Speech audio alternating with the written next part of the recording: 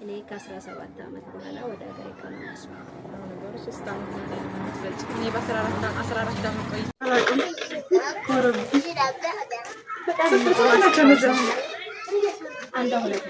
አንድ ብር ሱብሃንአላህ ለማንጎስ ይሄ ማንጎ ማነው 45 ብር ይሄ አንዱ 45 ብር 45 ብር ራሱ እየደነገጥኩ ነው። ይሄስ እሷ 25 ብር ይሄ ታብስ 10 ብር 10 ብር ይሄ አይ 10 ብር ጋሌጣ ብስኩት ማንጎስ ይሄ ትልቁ ስንት ነው?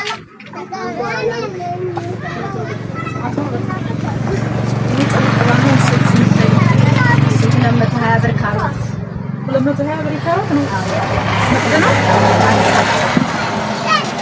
ይሄ ደግሞ የድሮ ቢያዝ እይታው ሰሞኑን ነው 555 ወገው አይደለም ያኔ እንትን ሳሙናነቱ 555 እንደዚህ ነው ማለት ነው። እሱ 80 ሌላው ሌላ ነው ሶማነው 25 ብር እዚህ ጋር ካልሲ ይታየኛል። እዚህ ካልሲ አለ ቆንጆ ካልሲ አለ ለሚጣመን ለሚጣይ ሆነም በትልቅ ለሚጣይ ሆነም ያው ናቸው። እነሱ 45 ብር 40 ብር እሸጣቸዋለሁ። ያው መኮረኒ ኪሎ ስንት ነው? መኮረኒ 160 ኪሎ 160 ሁሉም ተመዘም እንደዛው ፓስታ ጨርሰናል። ለጊዜው ስንት ነው? መኮረኒ ጊዜ ይሄ ሞዴስ ነው። ስንት ነው? ይሄ ሞዴስ 70 ብር 70 ብር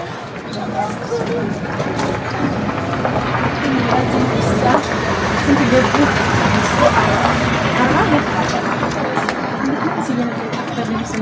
አይ አንቺ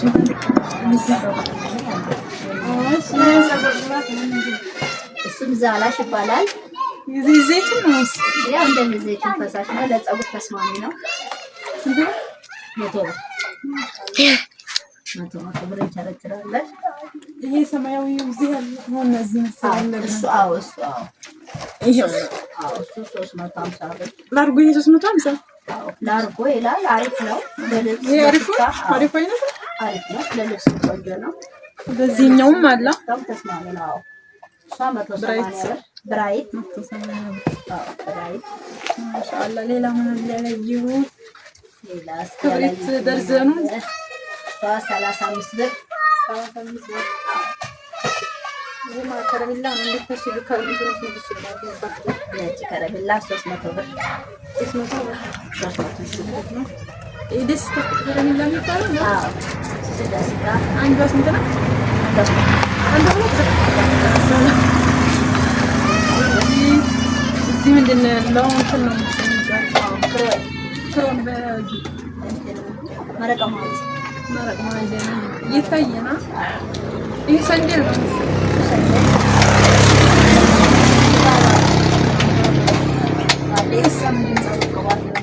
የወንዶች ስንት ነው? ባቴክስ 10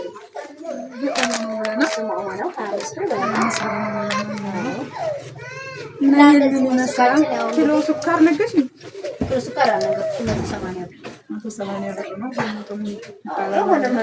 180 ብር ያው እንደ ወቅቱ እንግዲህ ሲጨምርም ሲቀንስም 180 ብር ነው። ይሄን ይመስላል። ሰዎቻችን ይሄ ኮንቴነር አሁን ሰፊ ነው። ብዙ የጎደለው ዕቃ አለ ቢሞላ ምናምን በጣም ሲገበያ ጋር ነው። በጣም ያዋጣል እና ስንት ይበቃናል ወረት ምናምን የምትሉ ልጆች አላችሁ ኮሜንት ላይ ኮንቴነር ለመሙላት በግምት እንደው 500 ሺህ ምናምን ቢኖራችሁ እስከዛ ድረስ ብዙም ትልቅ አይባልም። ኮንቴነሩ በጣም መጠነኛ ነው። 500 ሺህ ብር ቢኖራችሁ ሙልት ያደርገዋል ኮንቴነሩን ማለት ነው።